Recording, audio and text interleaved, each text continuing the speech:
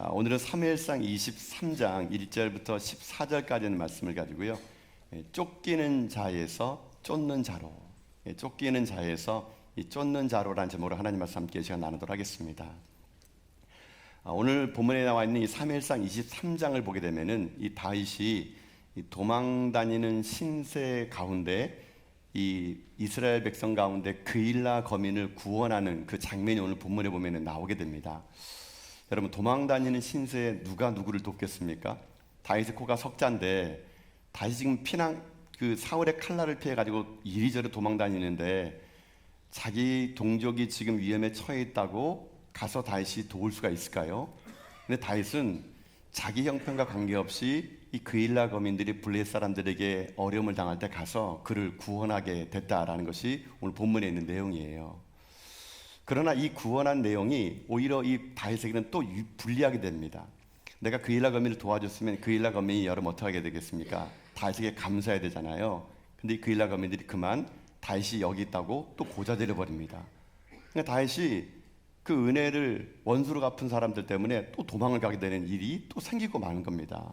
이게 오늘 본문 읽었던 1절부터 14절까지의 내용인 겁니다. 자, 근데 참 아이러니하게도 뭐냐면요, 지금 사울의 군대는 1000명이 넘습니다. 다윗은 지금 여러분 나중에 말씀드리겠지만 600명 정도가 지금 현재 지금 오합지졸이거든요. 그 아드람굴에서 나온 사람들이 지금 군인도 아닙니다. 도망다니는 신분이거든요. 근데 어떻게 그 정예 군대인 1000명의 사울 왕이 그렇게 다윗을 잡으려고 하는데도 어떻게 다윗과 그 사람들이 잡히지 않았을까? 자, 오늘 본문은요, 이 두 가지의 의문점을 가지고 여러분과 함께 나누려고 합니다. 첫 번째 의문점은 뭐냐면 다시 도망가는 신세 중에 어떻게 그일라 거민을 도왔을까? 어떤 마음이 있어가지고 그를 도왔을까? 그걸 한번 살펴보겠고요. 또 하나의 의문점은 그렇게 도망다니면서 어떻게 사울에게 잡히지 않았을까? 도대체 무엇이 그로 하여금 그 사울의 칼날로부터 그를 도와줬을까? 이 두 가지의 이 질문을 가지고 오늘 그 질문에 대한 답으로 한번 설교를 한번 진행해 보도록 하겠습니다. 자, 그럼 첫 번째 질문 이거예요. 다윗이 도망가는 신세 아닙니까? 근데 어떻게 그가 이 그일라 거민을 구원할 수가 있었을까요?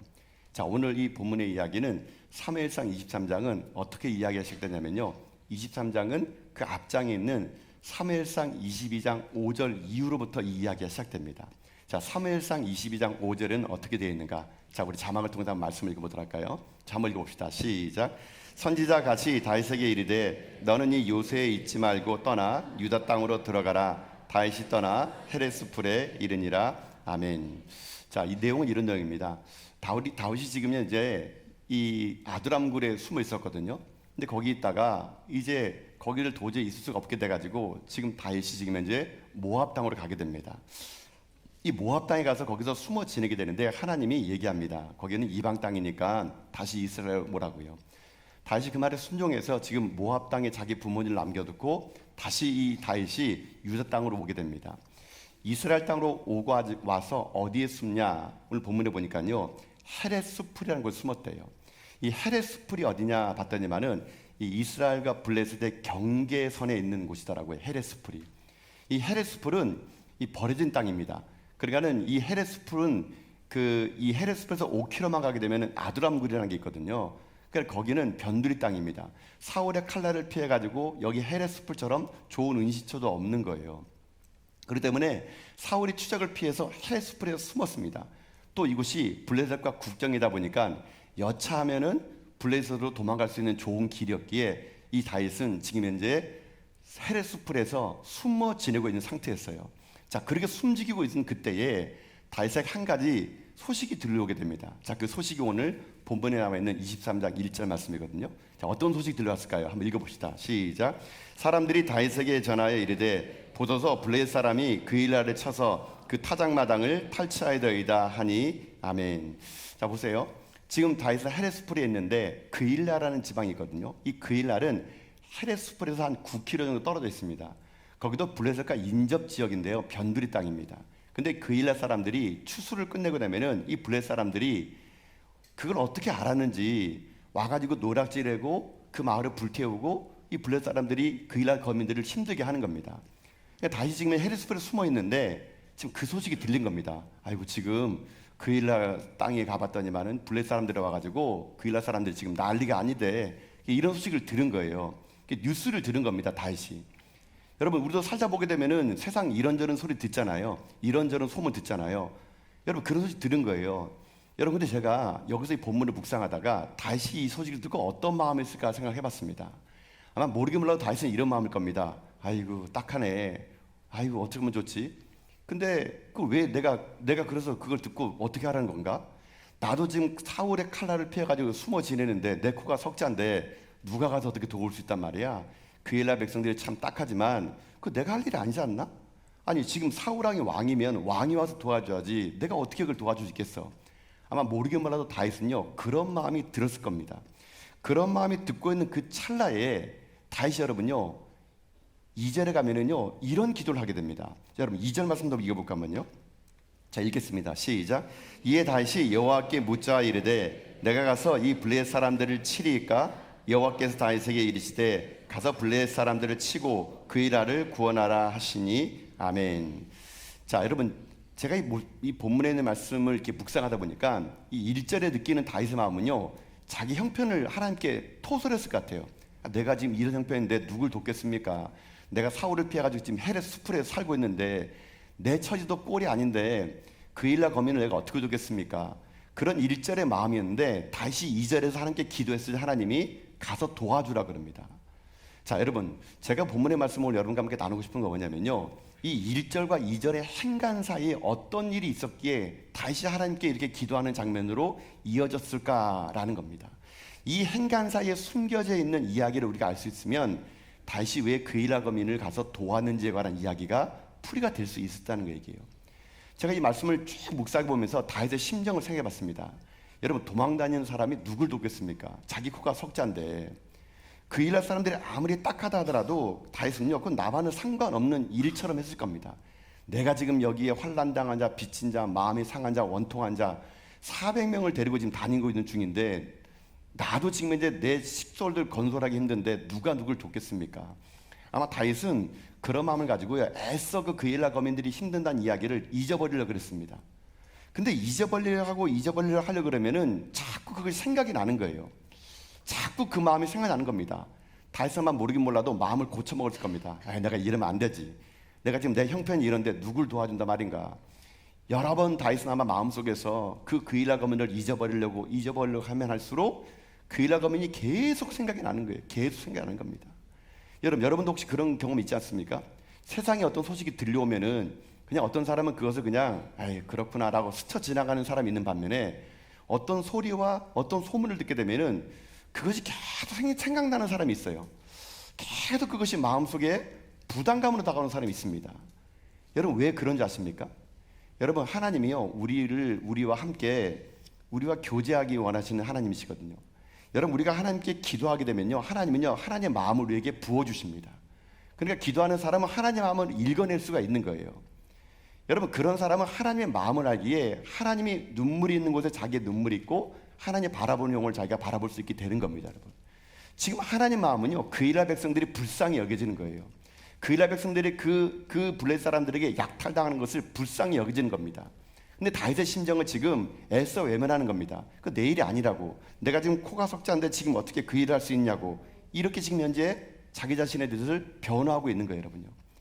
다윗은 지금 현재 그 일을 자기가 할 일이 아니라고 말하면서 하나님의 말씀을 애써 거부하는 겁니다. 여러분 제가 이 본문을 볼 때마다 그런 마음이 들더라고요. 이거 안 해도 되는 일입니다. 다윗이 굳이 안 하더라도 어차피 그 이스라엘 백성들 다윗이 사울왕이 도와주든지 아니면 이미 그들은 지금 블레셋 군대에 의해서 촉토화되기 때문에 이미 가도 늦을 수가 있어요. 안 해도 되는 일이에요. 그런데 안 할 수가 없는 겁니다. 안 하고서는 이 다윗이 그걸 못 베기는 거예요. 그런 거룩한 부담감이 계속 생기다 보니까 어떡합니까? 다윗이 그 일을 할 수밖에 없는 겁니다. 근데 할 수밖에 없는데 다윗이 이 일을 어떻게 하느냐? 하나님께 여쭤보고 기도하는으로 나갔다는 거예요, 여러분요. 여러분 여기서 우리가 오늘 한 가지 우리 마음속에 새겨들어야 할 하나님 말씀이 여기 있다라는 거예요, 여러분요. 여러분 성도는요 어떤 존재가 되느냐? 하나님 주시는 이 거룩한 부담감을 가지고 살아가는 존재가 돼야 된다는 얘기예요, 여러분요. 여러분 우리 가운데 여러 가지 많은 소식이 들려오고 아픔이 들려옵니다. 여러분 그거를 누가 하는지 아십니까? 그 소식을 듣고 내 마음에 거룩한 부담감이 생기는 사람이 그 일을 하는 거예요. 여러분 그걸 뭐라 부르는지 아십니까? 그것을 사명이라 부른다. 사명. 사명이라는 건 뭐냐면요, 계속 그 일이 생각나는 거예요. 그 일을 안 하면 내가 마음에 부담감이 생겨가지고 그 일을 할 수밖에 없는 겁니다. 하나님은요, 그런 사람에게 사명이라는 걸 주게 됩니다. 그 사명을 받은 사람은요, 그 사명을 할 수밖에 없는 거예요. 비록 내 형편이 이 형편이고 비록 내 형편이 그 일을 할 수 없을지라도 사명은요, 형편을 뛰어넘게 되어 있는 겁니다. 여러분, 그게 하나님의 일이라는 거예요. 여러분, 다윗은 아마 모르긴 몰라도 계속 그 일라 거민들의 마음을 자기 마음에서 뺏어보려고 그랬지만 하나님 주신 계속 그 거룩한 부담감이 자기를 하면 어떡합니까? 자기 형편을 뛰어넘어 가지고 그 하나님의 일을 감당하게 만들 수 있게 만들어 주었다는 거예요. 여러분요, 여러분, 근데요, 하나님의 사람들은 다 그랬습니다. 예레미야 보십시오. 예레미야는 하나님의 마음을 가지고 동족 이스라엘 백성들을 회개하라 그럽니다. 그 동족 이스라엘 백성들은 예레미야 말을 듣지 않습니다. 그리고 그를 때리고 그를 감옥에 가두고 웅덩이에 던져버려요. 그럼 이 말하면 예레미야가 받은 사명을 가지고 포기할 만한데 예레미야가요, 포기하지 않습니다. 자기 목숨을 내놓으면서까지도 하나님의 일을 감당해요. 왜 그런지 아십니까? 예레미야가 이것 때문에 그런 거예요. 예레미야서 여러분 20장 9절 보면요, 예레미야가 이렇게 얘기합니다. 읽겠습니다. 시작. 내가 다시는 여호와를 선포하지 아니하며 그의 이름으로 말하지 아니하리라 하면 나의 마음이 불붙는 것 같아서 골수에 사무치니 답답하여 견딜 수 없나이다. 아멘.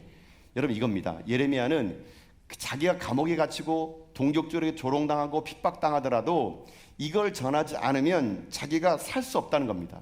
그러면서 마음이 불붙는 것 같고 골수에 사무치는 것 같아가지고 답답해서 견딜 수 없어가지고 그는요, 또 사명의 길을 걸어갔다는 얘기.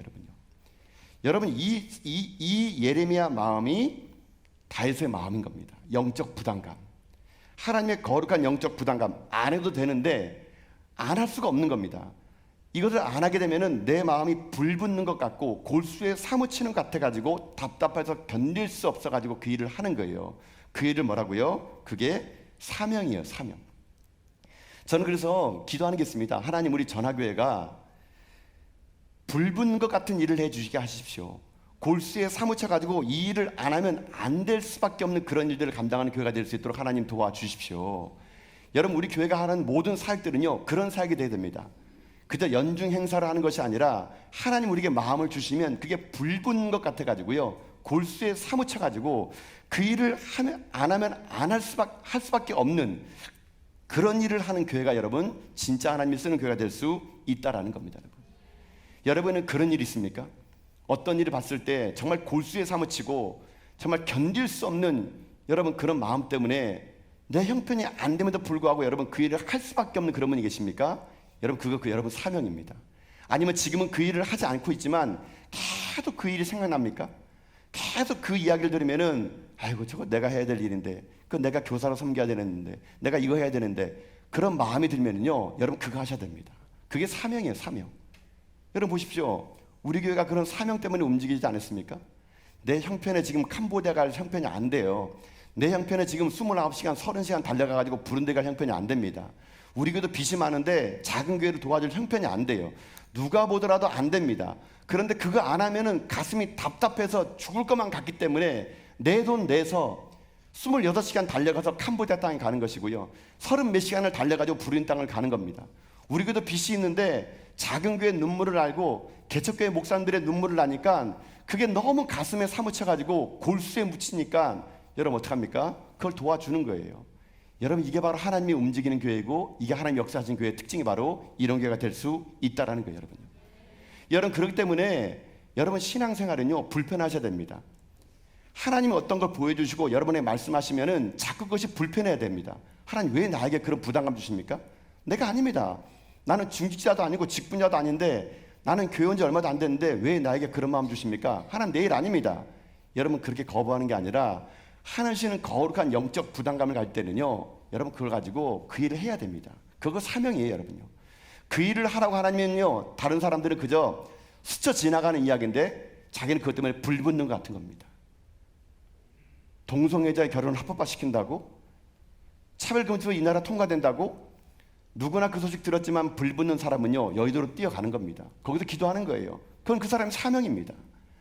여러분, 바로 이 사명 때문에 다윗은요, 자기 형편에 어떤 걸 뛰어넘어 가지고 그 일라 거민을 구하러 그가 갔던 거예요. 여러분, 저는 오늘 여러분에게요, 그저 교회를 여러분 밍숭밍숭 다니지 않기를 바랍니다. 아무 생각 없이 그냥 교회 다니는 것이 아니라 저는 여러분이요 불붙는 여러분 될 수 있길 주님의 이름으로 축복합니다. 하나님 마음을 읽어내리시고 하나님 눈물을 깨달으시고 내가 정말 이 땅 살면서 하나님 내 사명은 무엇입니까? 내가 무엇을 가지고 주님 앞에 얼굴을 뵈야 됩니까? 내가 그저 아무것도 안 하고 설렁설렁 그냥 신앙생활 하다가 주님 얼굴 뵙지 않게 하시고 나도 골수에 사무치는 일을 허락해 주십시오. 불붙는 일을 허락해 주십시오. 이거 안 하면 내가 잠 못 이루는 것처럼 하나님 내게 꿈을 주십시오. 이런 여러분 불타는 여러분 돼가지고요 여러분 우리 모두 다가 저는 여러분들이 하나님의 사명자의 길을 가는 여러분 다 될 수 있기를 주님의 이름으로 축복합니다. 그러려면 여러분요 날마다 하나님께 나가야 되는 거예요. 다윗 보십시오. 다윗은요 그런 마음이 처음에 들지 않았습니다. 왜 하나님이 계속 나에게 이런 부담감을 줄까? 왜 나의 형편을 모르고 하나님 내게 그 일을 하면 대한 얘기할까? 다윗은 너무 답답한 마음을 가지고 어떻게 하는지 아십니까? 하나님께 기도하러 나가게 됩니다. 여러분 2절 말씀 보세요. 2절 말씀. 자 2절 봅시다. 시작. 이에 다윗이 여호와께 묻자 이르되 내가 가서 이 블레셋 사람들을 치리이까? 여호와께 다윗에게 이르시되 가서 블레셋 사람들을 치고 그 일화를 구원하라 하시니 아멘. 다윗은 너무 답답해가지고 이런 영적 부담감이 하나님께 지금 기도합니다. 다윗이 여호와께 물어요. 내가 가서 이 블레셋 사람을 치리이까? 여러분 근데 이거는 어떤 뉘앙스와 어떤 톤으로 읽어야 되는지 아십니까? 이거는 그냥 밍숭밍숭한 게 아니에요. 이거를 한국말로 표현한다면 이런 겁니다. 하나님 자꾸 왜 그러세요? 내가 지금 내 형편에 가서 도울 형편입니까? 지금 왜 나보고 자꾸만 부담감을 주십니까? 내가 지금 거느릴 식소만도 지금 400명입니다. 400명. 그런데 내가 누구를 도와줍니까? 하나님 자꾸 이러지 마세요. 저도 힘들어요. 여러분 이 뉘앙스가요 아까 했던 말이에요. 내가 가서 블레셋 사람을 치리까? 이 말이 그런 뉘앙스입니다. 그런 뉘앙스. 그런 뉘앙스인데 내 코가 석자인데 누굴 도와줍니까 하나님? 이런 뉘앙스인데 하나님 뭐라고 말하느냐? 네가 가서 블레셋 사람들을 도우라는 거예요. 여러분 다윗이 이 말을 들을 때 어떤 느낌이었을까요? 제가 볼 때 모르긴 몰라 다윗은요 황당했을 겁니다. 아니 지금 하나님 내 형편을 알고 이렇게 한 말인가? 여러분 사람이요 어떤 영적인 부담감을 가지고 어떤 사명을 받으면요 그 아멘 쉽게 잘 안 나옵니다. 지금 내 형편이 지금 이러니까 다윗도 모르긴 몰라도 하나님의 이 황당한 이 응답 앞에 마음이 요동했을 겁니다. 여러분 사람이요 어떤 하나님의 일을 감당하고 영적 부담감이 생기면요 여러분 그 일을 안 하려면 어떻게 하는 줄 아십니까? 핑계거리를 만듭니다. 핑계거리. 내가 안 할 수밖에 없는 이유를 대요. 다윗이 지금 이걸 가지고 그의 부하들에게 물어봅니다. 뭐라 물어보냐 아십니까? 여러분 3절 보십시오. 3절 말씀. 3절 읽습니다. 시작. 다시 사람들이 그에게 이르되 보소서 우리가 유다에 있기도 두렵거든 하물며 그 일에 가서 블레셋 사람들의 군대를 치는 일이까 한지라 아멘. 자 다윗이 얘기했겠죠. 야 지금 내가 그 일날 거미 때문에 마음이 부담스러워 하나님께 기도했더니 하나님이 나보고 가라 그런단다. 그러니까 이 부하들이 뭐라 합니까? 지금 이게 우리 코가 석자인데 누굴 줬습니까? 아마 그들은요 다윗에게 이렇게 했습니다. 형님 참으십시오. 이거 이러면 안 됩니다. 그랬을 겁니다. 지금 누가 누굴 돕습니까? 여러분 이 말 들을 때 다윗이 어떤 마음 들었을까요? 그렇지 니네 말이 맞지. 야 이거 누가 들어봐도 이건 상식적인 이야기가 아니야. 니네 말도 맞지. 나도 그렇게 생각하거든. 여러분 여기에서 다윗이 위대한 점이 뭔지 아세요? 사람들의 말을 듣고 그걸로 끝내지 않습니다. 다윗은요 또다시 여호와께 물어봅니다. 정말 이게 하나님 뜻인지. 여러분 4절 말씀 보십시오 한번요. 읽겠습니다. 시작. 다윗이 여호와께 다시 묻자온데 여호와께서 대답하여 이르시되 일어나 그 일나로 내려가라. 내가 블레셋 사람들을 내 손에 넘기리라 하신지라. 아멘. 하나님은 재차 물어보는 다윗을 혼내지 않습니다. 여러분 사명은요 억지로 떠밀려 가는 게 아니에요. 여러분요 사명은요 억지로 가는 게 아닙니다.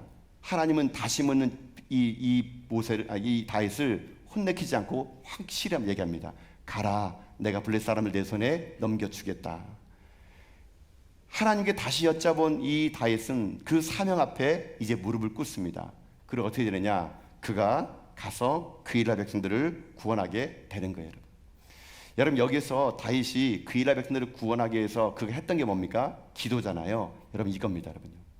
여러분 하나님이 여러분에게 어떤 영적인 부담감을 주고 사명을 주면은요 여러분 그거 꼭 기도하셔야 됩니다. 기도하지 않고 가게 되면은요 여러분 나중에 훗날 어떤 일이 생기지 아십니까? 그게 내 공로가 되는 거예요. 여러분 기도가 뭔지 아십니까? 기도는요 어떤 거냐면은 내 뜻은 분명히 있는데 하나님의 뜻에 내 뜻이 굴복당하는 시간이 바로 기도하는 시간이에요. 여러분. 기도는 내 뜻을 관찰하는 것이 아니라 하나님의 뜻에 내 뜻이 굴복당하고 내가 하나님에게 설득당하는 시간이 무엇이에요? 그게 바로 기도예요, 여러분요. 아마 모르긴 몰라도 다윗은요, 분명히 지금 내가 400명을 거느리기 힘든데 그 이스라엘 백성들을 거하는 것은 아닙니다. 이게 다윗의 뜻일 겁니다. 그러나 하나님의 뜻은 네가 형편이 그런 거 관계없다. 그 이스라엘 백성들을 네가 구원해라. 내가 너와 함께 할 것이다. 이게 하나님의 뜻이에요. 내 뜻과 하나님 뜻이 충돌할 때 기도는 뭐냐? 내 뜻을 함께 관찰하는 게 아닙니다. 기도가 여러분 깊어지게 되면요, 내 뜻과 하나님 뜻 사이에서 첫 번째는 싸움이 일어납니다. 그러나 기도를 계속하게 되면요, 내 뜻이 하나님의 뜻 앞에 굴복당하는 거예요. 내 뜻이 하나님 뜻을 기뻐하는 겁니다. 이게 바로 기도예요. 다윗은 2번에 걸친 기도를 통해서 자기의 뜻이 아니라 하나님 뜻을 발견하게 됩니다. 그리고 어떻게 합니까? 그가 가서 블레셋 사람들 앞에서 그 이스라엘 거민들을 구원해내게 되는 것이죠. 여러분, 저는 여러분들이 하나님 앞에 어떤 거룩한 부담감을 가질 때 덥석 물지 않기 바랍니다. 여러분, 그거 위험합니다. 우리가 하나님의 끊임없이 기도를 통해서 정말 이게 하나님 뜻인지 아닌지를 구별할 수 있어야 돼요. 그래서 여러분 뜻이 굴복당할 때 그때 그 일을 행하는 것이 진짜 하나님의 뜻이에요, 여러분요. 다윗은 하나님의 뜻을 알고 가게 됩니다. 그리고 어떻게 하느냐? 대승을 거둡니다. 여러분 5절 말씀 보십시오, 한번요.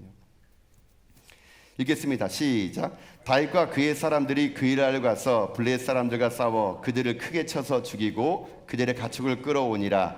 다윗이 이와 같이 그 이스라엘 주민을 구원하니라. 아멘.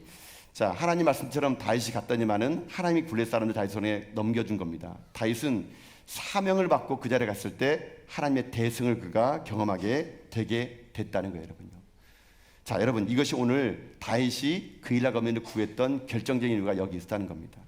분명히 우리는요, 이 땅을 삶을 살아갈 때 내 형편과 내 상황이 하나님의 일을 하기에는 너무 부족할 때가 있습니다. 하나님이 여러분에게 계속 거룩한 부담감을 주고 하나님이 여러분에게 계속 그 일을 생각나게 하는 것은요, 여러분이 그 일을 하라는 신호예요. 그러나 우리는 나의 형편을 바라보고 내 삶을 바라보면서 날마다 우리는 하나님 앞에 도망가는 인생이 되는 거예요. 그러나 하나님은요, 여러분을 결코 억지로 여러분 일을 시키지 않습니다. 하나님은 끝까지 여러분을 기다리시고 사명자의 자리에 올 때까지 여러분에게 계속 영적인 부담감을 주실 거예요. 여러분, 그런 부담감이 여러분에게 있다면은 그걸 가지고 하나님께 나오십시오. 기도하세요. 그래서 여러분의 뜻이 굽혀지고 하나님 뜻이 선명히 드러날 때 여러분 그때는요, 그 일을 하는 겁니다. 그게 사명이에요. 그 불붙는 일을 하는 겁니다. 골수의 사무치를 하는 거예요. 그러면 결과는 누가 책임져 주느냐? 하나님 책임져 주신다는 거예요, 여러분. 여러분의 지금 관심사는 뭡니까? 여러분, 하나님께서 여러분 어떤 영적인 부담감이 있으세요? 자꾸 그게 어떤 것이 생각이 나고, 자꾸 어떤 나라가 생각이 나고, 자꾸 어떤 민족이 생각이 나고, 어떤 사역이 여러분 마음이 있다면은 여러분 기도하세요. 하나님 주신 마음입니다. 그 마음을 가지고 여러분 교회를 섬기셔야 돼요. 그 마음을 가지고 여러분 하나님 마음이 있는 곳에 여러분 마음을 두셔야 되는 겁니다. 결과는요, 하나님 책임져 주실 것입니다. 저는 우리 전화교회가요, 그렇게 불붙는 교회가 되기를 소망합니다. 골수에 사무쳐가지고 우리 교회가 형편이 이름에도 불구하고 우리 형편 보는 것이 아니라 하나님은 우리 교회에게 주신 사명이 있다면은 그것 때문에 밤잠을 이루고 그것 때문에 고민하고 골수에 사무쳐가지고 불붙는 것 같아가지고 도저히 이 일 아니면 안 될 수밖에 없는, 이 일을 해야지만 될 수 있는 그런 일들을 하는 그런 교회. 사람들을 즐겁게 하고 남에게 보여주는 행사를 하고, 아, 전하교회 참 대단한 일을 한다, 이런 사람들의 눈을 즐겁게 하는 그런 교회가 아니고요, 하나님의 마음을 알아, 하나님의 뜻이 있는 곳에 우리 뜻이 있고 하나님이 주시는 사명 앞에 불붙는 성도들이 돼가지고 여러분 그 일을 감당하는 거룩한 영적인 부담감을 여러분 갖고 살아가는 여러분 다 될 수 있기를 여러분 주님의 이름으로 축복합니다. 여러분, 그래서 신앙은요, 거룩한 부담감을 가지고 살아가는 거예요. 그냥 맨날 룰루랄라 여러분 다니는 게 아닙니다. 마음의 영적인 부담감, 하나님 왜 나에게 이런 마음을 주시지? 그런 거룩한 부담감을 가지고 그 앞에 서는 자가 진짜 하나님의 사람이 되는 거예요. 다윗 보십시오. 하나님의 거룩한 부담감을 가지고 그 블레셋을 구원했을 때 여러분 다윗에게 여러분 어떤 일이 생기지 않습니까? 이런 일이 생깁니다. 여러분 사무엘상 23장 13절 말씀이거든요. 자, 한번 읽어봅시다. 시작. 다윗과 그의 사람 600명 가량이 일어나 그 이라를 떠나서 갈 수 있는 곳으로 갔더니 다윗이 그 이라에서 피한 것을 어떤 사람이 사울에게 말하매 사울이 가기를 그치니라. 아멘. 자, 지금 처음에 아드란 동굴에서 다윗과 다른 사람이 400명이었어요. 여러분, 보통 전쟁을 치르고 나면은 여러분 사망자가 있고 부상자가 있게 되면은 수가 줄어드는 거 아니겠습니까? 근데 이 그일라 백성을 쳤더니만은 다윗을 따르는 무리가 얼마나 됐다고요? 600명으로 늘어나게 됩니다. 여러분, 이게 진짜 부흥입니다. 부흥은요, 우리가요 가져오는 게 아니에요. 우리가 하나님의 일을 열심히 하고 거룩한 부담을 가지고 할 때 하나님이 부흥을 하나님께 주시는 것이지, 우리가 인위적으로 사람을 모으는 게 그건 부흥이 아니라는 겁니다, 여러분. 하나님의 거룩한 부담감을 가지고 영적 부담감을 가진 사람들이 자기의 일터에서 자기의 삶의 자리에서 열심히 그 일을 해나갈 때 하나님은요, 그때 우리에게 진짜 하나님의 부흥을 허락하여 주시는 거라는 거예요, 여러분. 마치 자전거가 넘어지지 않으려고 여러분 가만히 서 있으면 설수록 넘어지는 것처럼 자전거가 넘어지지 않으려고 그러면요, 열심히 페달을 밟고 달려갈 때 자전거가 넘어지지 않는 것처럼 교회는요, 계속 달려가야 되는 겁니다. 거룩한 부담감을 가지고 사명을 가지고 달려가는 사람들이 있을 때 하나님은요, 하나님의 부흥을 허락하여 주신다는 거거든요. 여러분의 가정이나 개인이나 이 교회도 마찬가지입니다. 우리가 하나님 앞에 거룩한 부담감을 가지고 골수에 사무친 일, 불붙는 일을 해나갈 때 여러분 그 영적인 거룩한 부담감이 하나님 앞에 우리의 삶을 온전히 드릴 때 하나님은요, 우리 가운데 하나님의 부흥을 줄 것을 저는 믿습니다. 아무튼 여러분의 남은 인생의 삶이 그저 아무 의미 없이 그저 살지 마시고요, 뭔가 불붙는 일을 하십시오. 여러분 마음에 골수에 사무친 일을 하십시오. 이 나이에 내가 뭘 하리요? 핑계입니다, 여러분요. 여러분 하나님의 그 사명 앞에 핑계 대지 마시고요, 기도하십시오. 그래 여러분의 그 핑계가 기도로 굴복당해가지고 그 일을 여러분이 죽는 그날까지 해나가시는 가운데 여러분과 제가 하나님 만났을 때 그저 빈손 들고 아무 일도 하지 않고 만나는 자가 아니라 주님 주신 사명을 감당하다가 주님 주신 꿈을 감당하다가 우리 하나님 앞에 떳떳하게 서나가는 여러분 다 될 수 있기를 여러분 주님의 이름으로 축복합니다. 여러분 이게 첫 번째 그 질문 앞에 답인 것 같아요. 왜 다윗은 그렇게 도망다닌 신세에도 불구하고 그 일을 검했을까? 그것은 왜입니까? 영적 부담감 때문이라는 거예요. 사명 때문에 그는 그 일을 했다는 겁니다. 자, 한 가지 더 한번 살펴보겠습니다. 두 번째 질문은 이거였죠. 그러면 다윗은 이 도망가는 그 중에 어떻게 사울의 칼날을 피하고 잡히지 않았을까? 저는 그 사무엘상 사무엘하고 시편을 다 읽어보면서도요, 이게 참 대단한 거예요. 어떻게 이 다윗이 사울의 군대를 이렇게 따돌릴 수 있었을까? 어떻게 이 사울의 군대가 다윗을 잡지 못했을까? 그게 하나님 오늘 본문의 의문점인데요, 그 정답이 오늘 본문에 나와 있더라고요. 여러분 보십시오. 지금 다윗이 그일라 거민을 구해줬어요. 그랬더니만은 어떤 일이 생기느냐? 오히려 그일라 거민이 자기네 살겠다고 다윗이 있는 곳을 사울에게 고자질하게 됩니다. 다윗은요, 그 말을 듣고 그곳을 떠나서 도망가게 됩니다. 그가 헤레스풀에서 십광야로 도망갔더니 이 십광야인 사람들이요, 또다시 다윗이 거기에 있다고 이 사울왕에게 얘기를 하게 돼요. 여러분 19절 말씀이거든요. 사무엘상 23장 19절 보면 이렇게 되어 있습니다. 읽겠습니다. 시작. 그때 10사람들이 기브아에 이르러 사울에게 나와 이르되 다윗이 우리와 함께 광야의 남쪽 하길라산 숲을 요새에 숨지 아니하였나이까. 아멘. 자, 십광야에 갔더니만은 거기 있는 사람도 다윗에 있는 곳을 사울에게 고자질하게 됩니다. 다윗의 도망가는 시대가 되게 됩니다. 다윗은 다시 마온 황무지로 가게 돼요. 이 마온 황무지는요, 요새와 같은 곳인데 이 절벽 같은 광야입니다. 여기 여러분 다 성경을 읽어보게 되면요, 사울의 군대가 이쪽으로 오게 되면 다윗의 군대 이쪽으로 가게 되고, 다윗의 군대 이쪽으로 오게 되면 사울이 이쪽으로 가고, 거기서 여러분 성경 읽다 보면은요, 이게 잡힐 듯 잡힐 듯 하면서 안 잡힙니다. 오히려 다윗이 사울을 죽일 수 있는 기회가 몇 번이나 생기는데 다윗이 그 일을 하지 않아요. 저는 본문을 볼 때마다 이게 어떻게 이 사울의 정예 군대가 그 오합지졸인 다윗의 그 군대를 왜 잡지 못했을까? 근데 그것을 묵상하다가요, 이 오늘 본문에 그 해답이 나와 있더라고요. 여러분 오늘 본문의 말씀 여러분 14절 보십시오. 자, 14절 한번 읽겠습니다. 시작. 다윗이 광야의 요새에도 있었고 또 십광야 산골에도 머물렀으므로 사울이 매일 찾되 하나님이 그의 손에 넘기지 아니하시니라. 아멘. 여러분 여기 그 맨 마지막 줄이 정답입니다. 하나님이 뭐라고요?